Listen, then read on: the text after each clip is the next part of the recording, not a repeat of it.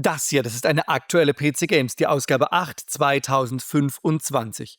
Und das hier ist meine 23. PC Games, die ich jemals gekauft habe, die Ausgabe 8 1995. 30 Jahre dazwischen, da schauen wir doch jetzt mal gemeinsam rein.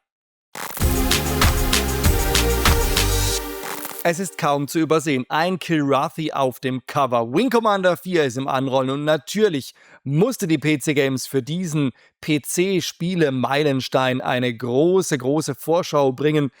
Es hat sich ja wirklich gelohnt. Wing Commander 3 war extrem erfolgreich und natürlich musste da ein Nachfolger her, der in allem ein bisschen größer war. Noch andere Sachen sind drin. High Octane ist Spiel des Monats. Ich habe es gespielt. Es ist schlecht gealtert. Trotzdem gucken wir uns den Testbericht an. Und wieder eine CD-ROM mit extrem vielen Demos drauf. Da gucken wir auch mal ganz kurz. Ja, jetzt schauen wir mal rein. Denn natürlich waren die Spiele ein Highlight der PC Games, aber es waren eben auch die Demos. Und zu dieser Zeit, Mitte der 90er, war die CD-ROM wirklich extrem voll mit richtig guten Demos. Einfach weil die Hersteller auch noch Demos produziert haben. Wenn wir mal hier schauen, ne? Space Quest 6, wow. Aufschwung Ost, nicht so meins. High Octane, wow. Micro Machines 2, wow. Allerdings mit dem Screenshot von High Octane, hoppla. NBA Live 95, ja, ist okay. Und die total verrückte Rallye als Demo. Also da war wirklich was geboten. Da hatte man tagelang Spaß, ohne extra Geld auszugeben. Und bevor es eben digitale Plattformen mit Refund und Sales gab, war das einfach extrem wichtig. Ich erinnere mich ja an vieles aus den 90ern. Ich muss gestehen, an den Double Dragon Film habe ich nicht viele Erinnerungen. Ich weiß, den gab's. Ich weiß, den habe ich auch mal gesehen. Ich hatte einen Freund, der war extrem gut ausgestattet, was die VHS-Sammlung anging. Da war der da auch mal dabei. Aber ich kann mich nicht dran erinnern, ob er gut oder ob er schlecht war. Nee, das heißt, ich weiß, er war nicht gut, sonst würde ich mich dran erinnern. Also ich meine, es war eine der eher doch nicht ganz so tollen Videospielverfilmungen, die es eben damals gab. Double Dragon, das wäre mal wieder was man hervorholen müsste. Ich muss mal gucken, ob es den noch irgendwo zu kaufen oder zu streamen gibt. Für die Fans von Fall Gas Full Throttle gab es hier einen kleinen Hinweis auf den Soundtrack, wo man den bekommt, beziehungsweise wie er heißt. Es gab keinen extra Soundtrack, aber natürlich die CD von den Gun Jackals mit dem Namen Bone to Pick. Und ich bin damals extra in Mannheim ins Prinz Medienhaus gegangen, weil mein lokaler CD-Laden diese Band nicht kannte. Und in Mannheim im Prinz, da hatten sie einfach vorrätig, stand einfach da und ich war total glücklich mit dem Soundtrack zu Full Throttle von den Gun Jackals damals. Und da ist sie noch, die CD von den Gun Jackals, Bone to Pick, tatsächlich immer noch das Original. Hier hinten drauf Legacy, das war der Titeltrack. Also ihr seht, ganz klassisch CD, so wie es eben früher war und es heute noch gibt. CDs gibt's ja noch und die läuft auch immer noch. Also man hat den CDs ja mal nachgesagt, sie würden einfach irgendwann den Geist aufgeben. Nein, meine CDs laufen tatsächlich noch. Die waren immer gut gepflegt im Schrank, keine Sonneneinstrahlung, dann halten die Dinger offensichtlich Gott sei Dank viel länger, als man ihnen prophezeit hat. Der mit Abstand dickste Artikel in dieser Ausgabe der PC Games ist natürlich der Vorschaubericht auf Wing Commander 4, aber ganz ehrlich, wer will's ihnen verdenken? Teil 3 hatte extrem hohe Hardware-Anforderungen, wurde immer wieder von Spielern kritisiert, auch in der PC Games, in den Leserbriefen. Und trotzdem war Wing Commander 3 extrem erfolgreich und Chris Roberts hatte für seinen Teil 4 nahezu $7 Millionen Budget zur Verfügung. Das war damals der Wahnsinn. Also Origin/Electronic Arts hatten wirklich grünes Licht für eine Menge Geld gegeben und da wurde reingeklotzt, was geht. Man sieht es hier, Setbauten, nicht nur Greenscreen, nein, diesmal waren es richtige Setbauten, die ihnen zur Verfügung standen, um dem Wing Commander 4 wirklich richtig gutes Leben einzuhauchen. Denn für Schauspieler ist es natürlich viel einfacher, mit einem Set zu spielen, als rein vor Blue- oder Greenscreen. Und hier auch Waffen wurden modifiziert, umgebaut, damit sie futuristisch aussehen. Hier sieht man einen Teil vom Storyboard. Hier unten ist einer der Grafiker, der die Videosequenzen bearbeitet. Also der Wahnsinn, ne? Hier haben wir wieder Tom Wilson und einen Sarg, ja, für die Beerdigung, ganz wichtig, ne? Wenn einer der Piloten das Zeitliche segnet, gab es natürlich auch wieder eine Beerdigungssequenz. Also Ja, alles, was in Teil 3 schon da war, wurde natürlich in Teil 4 schöner und größer. Und da sehen wir natürlich nochmal Chris Roberts in Kommunikation mit seinen Mitarbeitern, mit seinem Team. Hier unten dann Admiral Tolwyn ist natürlich wieder dabei. Wow, dann eine Maske, ein Prop, was für die Dreharbeiten benutzt wurde. Hier unten sieht man Setbauten und hinten dran den Greenscreen.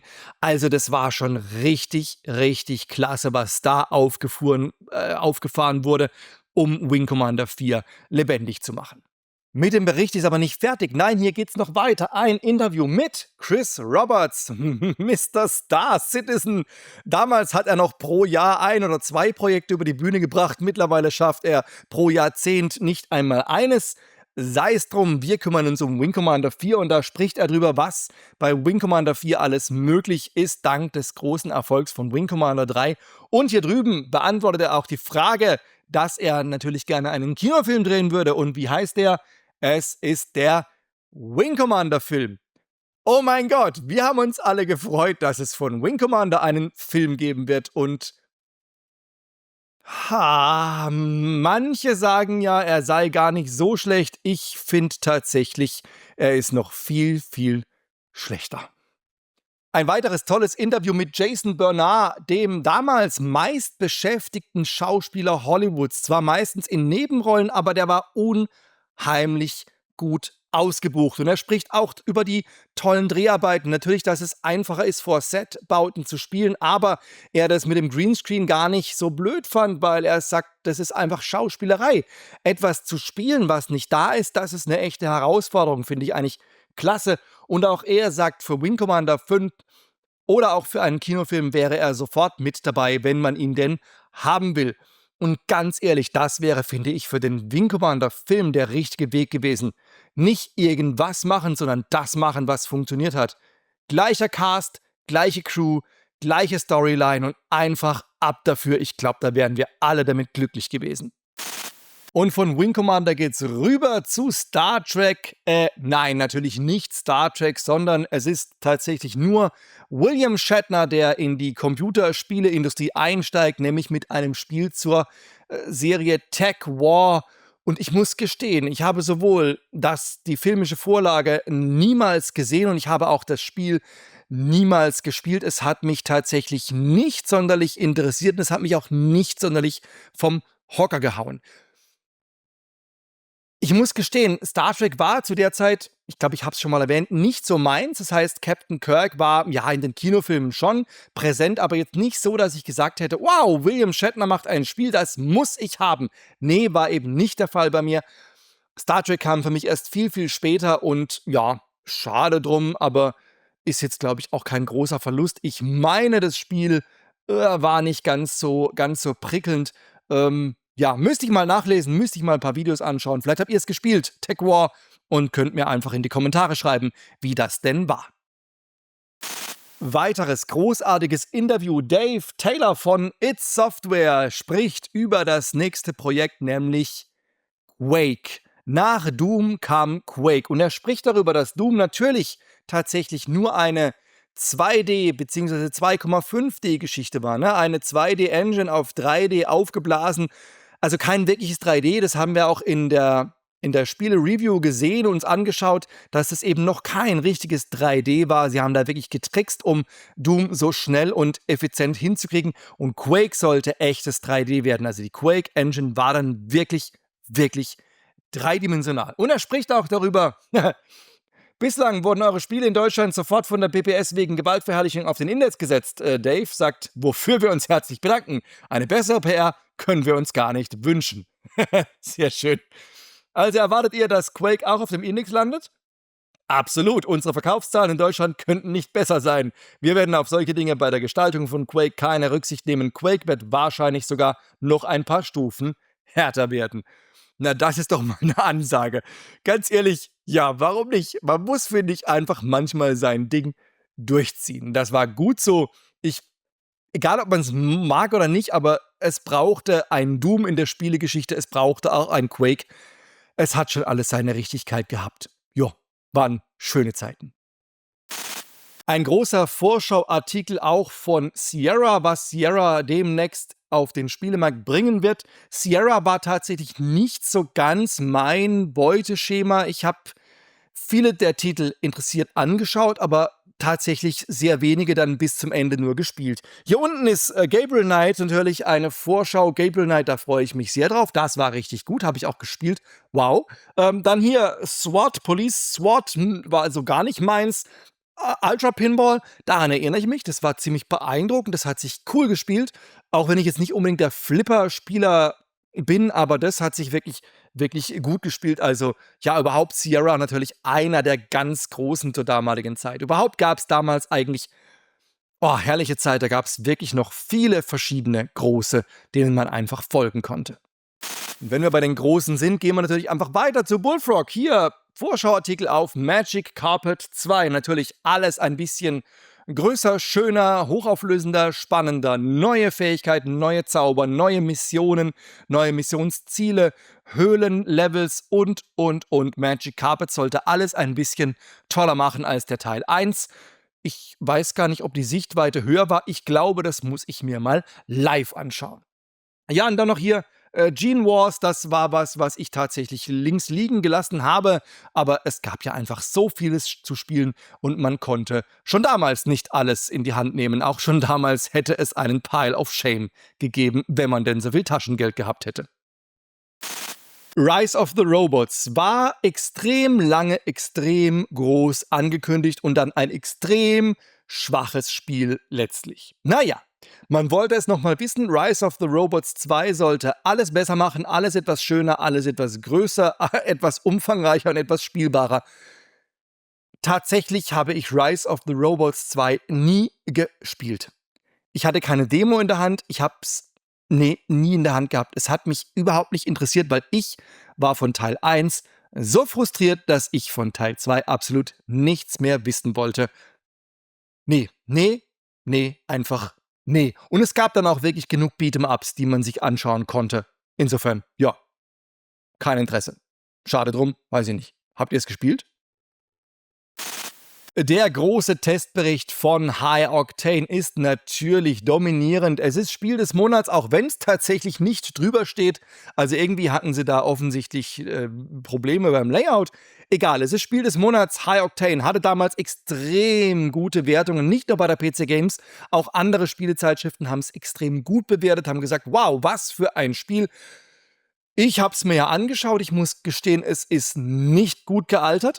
Es spielt sich noch ganz witzig, es ist auch sehr treibend, aber es ist einfach nicht mehr auf der Höhe der Zeit. Die Engine hat sehr gelitten und ich muss auch sagen, damals hat es mich nicht vom Hocker gehauen, und zwar aus dem Grund, es lief auf meinem Rechner nicht gut und ich habe nicht verstanden, warum, weil die Sichtweite einfach nicht gut war. Da hatte ich anderes gesehen, was mich deutlich mehr beeindruckt hat.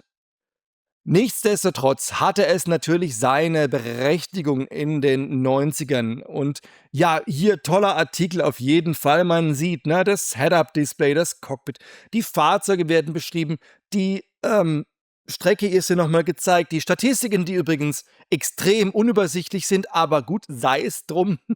Naja, also High Octane auf jeden Fall damals eines der ganz interessanten Spiele aus dem Hause Bullfrog. Und Bullfrog stand eben für gute Spiele, die Spaß gemacht haben, wenn man den entsprechenden Rechner hatte. Spielspaßwertung von 89% hat's natürlich verdient, High Octane. Ich will jetzt auch nicht ungerecht sein. Es hat, wie gesagt, seinen Platz, es hat seine Berechtigung, es war auch wirklich kein schlechtes Spiel. Und ich hatte ja jetzt auch nochmal Spaß damit. Es war schon ganz witzig, es ist nicht gut gealtert, trotzdem verstehe ich, warum man damals einfach beeindruckt draufgeschaut hat. Es war schnell, es war actionreich, es war treibend. Vielleicht, wenn es ein bisschen weniger hardwarehungrig gewesen wäre und noch ein Quäntchen mehr grafische Finesse, dann hätte es vielleicht die Zeit etwas besser überdauert. Aber nun ja, sei es drum. Ich finde es trotzdem schön, dass es dieses Spiel gab. Und Bullfrog hat sich auf jeden Fall nicht lumpen lassen. Hier schaut man, auf der rechten Seite ist eine große Werbeanzeige für High Octane. Aber nicht nur eine, nein, es geht weiter. Auf der nächsten Seite rechts nochmal eine volle DIN A4-Seite Werbung für High Octane. Aber das war's noch nicht. Nein, wir blättern weiter. Und es gibt eine weitere volle DIN A4-Seite Werbeanzeige für High Octane. Und es ist immer noch nicht fertig. Es geht nochmal weiter und es gibt nochmal eine volle DIN A4-Seite Werbung für High Octane. Diesmal mit dem Spielecover und ein paar Screenshots. Also da hat sich Bullfrog jedenfalls nicht lumpen lassen und gleich 4 DIN A4-Seiten volle Anzeigenfläche gebucht. Also ja, alle Achtung. Man hat ja in meinem Alter damals immer ein bisschen neidisch auf die geschaut, die eine Konsole besaßen und dort richtig gute Beat-em-Ups gespielt haben. Hier mit FX Fighter kam dann endlich was, womit man ein bisschen gegenhalten konnte. Es wird zwar auch hier im Artikel wieder gesagt, dass der PC keine reine Spielemaschine ist und dementsprechend bei solchen Spielen immer etwas hinterherhinkt. Aber ich fand das eigentlich gar nicht. Ich fand den PC eine ziemlich geniale Spielemaschine. Es gab nur einfach zu der Zeit gerade vom Schlag Arcade oder actionreichere Spiele noch nicht so wahnsinnig viele und ganz oft waren die Umsetzungen einfach nicht so wirklich gelungen. Aber ich würde sagen, am PC lag es nicht. Es lag einfach am Spielematerial. Und FX Fighter war auf jeden Fall eine gute, löbliche Ausnahme. Das hat tatsächlich Spaß gemacht, war relativ beeindruckend von der Grafik her zum damaligen Zeitpunkt. Allerdings nur dann, wenn man einen entsprechenden Rechner vorweisen konnte, sonst musste man bei der Detailstufe Abstriche machen und wie man sieht, das ging dann bis zu untexturierten Polygonhaufen, das sah dann nicht mehr ganz so toll aus, okay, da war das natürlich kein Spaß mehr, aber mit entsprechender Hardware hat FX Fighter schon seinen Job ganz gut gemacht, war gut zu spielen, war echt ein gelungenes Prügelspiel alias Beat'em Up, was sogar mir Spaß gemacht hat. Witzigerweise in der gleichen Ausgabe zusammen mit FX Fighter auch noch Paws of Fury, ein Prügelspiel mit Tieren, die sich, ich hätte jetzt fast gewaltfrei auf die Nase gehauen haben, aber das würde die Sache wohl etwas gewaltfrei auf die Nase hauen. Es gab eben keine übertriebene Gewaltdarstellung, so stand es drin, also keine Mortal Kombat Moves oder sonst irgendwas, naja. Ich muss jetzt auch sagen, das war für mich tatsächlich nie der treibende Grund bei den wenigen Beat'em-Ups, die ich gespielt habe, ob sie jetzt vor Blut triefen oder nicht. Für mich war es tatsächlich dann Überraschung, Überraschung, doch das Gameplay, ob es sich gut gespielt hat oder nicht. Wir denken an Street Fighter 2. Das war Comic-Grafik und hat sich einfach unfassbar genial und schnell gespielt. Insofern, ja. Aber Paws of Fury hat dann nicht wirklich eingeschlagen. Habe ich auch, glaube ich, nur die Demo mal in der Hand gehabt. Also ich hatte es in der Hand, es muss wohl eine Demo gewesen sein, weil gekauft habe ich mir sowas mit Sicherheit nicht. Bei Adventures habe ich damals ja immer genau hingeschaut, weil das einfach absolut mein Genre war. Orion Conspiracy hatte so ein bisschen einen Star Trek-Look. Ich glaube, das war auch so ein bisschen inspiriert davon, aber die Testberichte lasen sich nicht wirklich gut. Ich habe es dann auch mal irgendwo gesehen. Ich weiß aber, wie gesagt, nicht, war es eine Demo, war es bei einem Kumpel, keine Ahnung, das kann ich mich echt nicht mehr erinnern. Und ich erinnere mich, dass es spielerisch einfach nicht meins war. Zu der Zeit hatte ich Vollgas, Full Throttle, wir hatten Sam & Max, wir hatten Indy 4, also da gab es wirklich genug Adventures, die mir sehr, sehr, sehr, sehr, sehr viel mehr Spaß gemacht haben als Orion Conspiracy, was sich doch sehr, sehr sperrig gesteuert hat. Nun ja, wie gesagt, Adventures absolut mein Fall, aber eben nicht jedes, meistens vor allem aus dem Hause LucasArts. Das waren eben meine Herzensprogrammierer. Und aus der Rubrik Hardware, was waren das für Zeiten? Wieder einmal ein Rechner von Vobis. Optisch mal wieder ein grauer Kasten, aber der hatte es in sich. Wow, guckt mal hier. 133 MHz Pentium, 8 MB Edo-RAM. Wow! OS 2 oder Windows und ansonsten alles, was man ebenso braucht. Steht auch ein Preis? Nee, schade. Preise und Ausstattungsmerkmale erfahren Sie auf Anfrage bei Vobis. Nun ja, schade drum. Hätte mich interessiert, was diese Kiste kostet. Und etwas, was zu diesem Zeitpunkt noch völlig außerhalb meiner Reichweite lag. Video-CDs, neue Video-CDs. Ich war ja froh, dass wir einen VHS-Kassettenrekorder, VHS-Rekorder hatten. Ja, ihr wisst schon, was ich meine. Aber Video-CDs, das kam bei mir erst viel, viel später. Zur DVD-Zeit habe ich angefangen, Video-CDs aus DVDs zu das wollen wir gar nicht wissen. Jedenfalls hier Video-CDs, unglaubliche Reise in einem verrückten Flugzeug zum Beispiel für 39,95 als Schnäppchen. Wow, was waren das für Preise? Oder hier 44,90. Ach du Schande. 49,95. Okay, also die Preise waren granatenmäßig und die Hardware brauchte man ja auch noch dazu. Kein Wunder, dass ich das nicht hatte. Und natürlich schauen wir auch wieder in die Leserbrief-Section unseres geliebten Rainer Rossiert. Ihr wisst, ich kann mir das nicht nehmen lassen. Wer es nicht mag, weiterspulen oder im Kapitel einfach weiterspringen. Das ist okay, aber ich muss immer in die Leserbriefe reinschauen. Diesmal habe ich einen relativ langen, der ist, mal gucken, ob ich ein bisschen springe. Er ist jetzt nicht so weltbewegend, überragend, er wiederholt sich auch ein bisschen, aber ich finde die Antwort von Rainer so richtig herrlich, typisch, deshalb gucken wir da einfach mal rein, nämlich Rauschen im Blätterwald. Hallo PC Games, soeben überfiel mich mein Sendebewusstsein und ich würde gerne mal meinen Frust über diese pubertären Computerclub-Teenies ablassen, die sich wahrscheinlich durch ihr ach so tolles Fachwissen berufen fühlen, einmal Redakteur zu spielen und ihren Mumpitz ungefiltert in den Blätterwald zu pusten.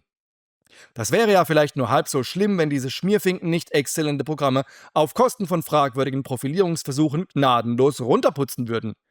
Stell dich quer, dann bist du wer. Getreu diesem Motto werden grafisch und spielerisch hochwertige Neuerscheinungen in Grund und Boden gewertet, um sich ja nicht dem Verdacht auszusetzen, man könnte ja ein stinknormaler Konsument wie die da draußen sein.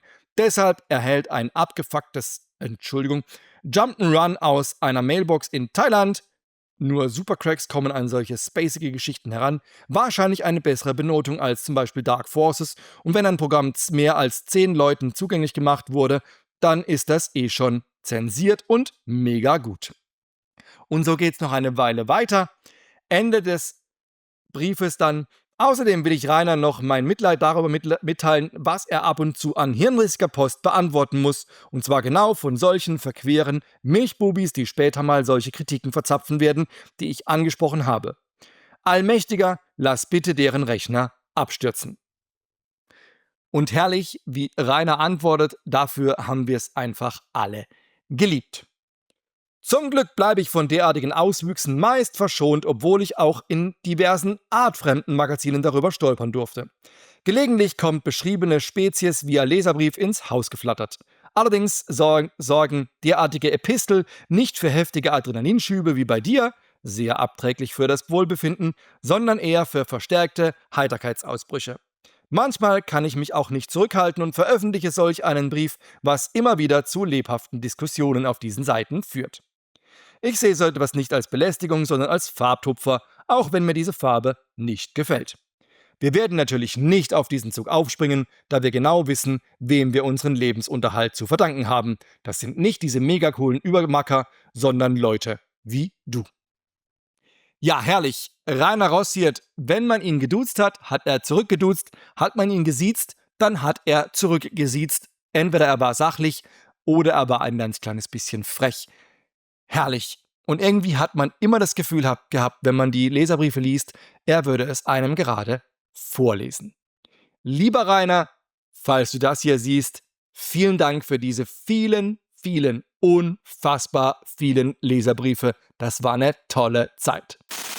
Wir schauen wieder auf die Lesercharts und zwar solange es sie noch gibt, denn noch hier in dieser Ausgabe und noch in der nächsten Ausgabe 995 gibt es die Lesercharts und dann werden sie abgelöst rein durch die Verkaufscharts von Karstadt und Joysoft. Das finde ich ein bisschen schade. Nun ja, jetzt haben wir sie noch und wir schauen rein, was denn da so los ist. Wing Commander 3 ist auf Platz 1 und immer noch auf Platz 1 seit längerer Zeit. Siberia ist ganz oben. Wow, Rebel Assault ist wieder mal ganz oben. Das springt von Platz 30 auf Platz 3 und wieder, also interessant. Rebel Assault, nun ja. Descent haben wir, Dark Forces haben wir, Alone in the Dark 3, Theme Park, Panzergeneral, Colonization, Bundesliga Manager Hattrick. Also ganz ehrlich, die ersten 10 Plätze lesen sich wie ein Wow der 95er. Dann Little Big Adventure, die Höhlenwelt, Bioforge, Aladdin, Lollipop, Magic Carpet, FIFA Soccer, das schwarze Auge 2, Sam und Max Colonization. Colonization? Zum zweiten Mal? Komisch. Ja. Egal. Wing Commander Armada, die Siedler, NASCAR Racing, Aces of the Deep, Cyclemania, Anstoß, Legend of Carandia 3, Ecstatica, King's Quest 7 und Cool Spot auf dem Platz Nummer 30. Wow, was für Charts. Könnte man eigentlich glatt einfach in dieser Reihenfolge gerade nochmal durchspielen. Wir schauen in die Coming-Up-Section. Womit geht's beim nächsten Mal weiter? Wow, Command & Conquer kommt. Ich bin begeistert. Oh, die Geburt einer Legende, oder? Und dann The 11th Hour. The 11th Hour, ist das ich üb's bis nächstes Mal nochmal. Dann Crusade und The Last Dynasty.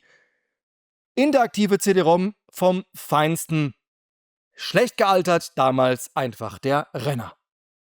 Da ist sie schon, die nächste Ausgabe, die 995. Damit geht's beim nächsten Mal weiter. Grünes Cover und ein großes Titelbild. Formula One Grand Prix 2, das sieht man auf den ersten Blick. Genialer erster Teil. Ob der zweite das auch noch bringt, werden wir sehen. Und 3D-Lemmings, groß auf dem Cover, der vierte Teil in 3D. Nun ja, das war nicht unbedingt eine optimale Entwicklung. Ich muss sagen, die 90er-Spiele, die am Anfang dann in 3D waren, die mag man heute eigentlich alle nicht mehr so wirklich anschauen. Egal. Ich freue mich auf diese Ausgabe und es wäre toll, wenn auch ihr wieder mit dabei seid. Bis dahin, habt Spaß, zockt ein bisschen und dann sehen wir uns vielleicht auf diesem Kanal wieder.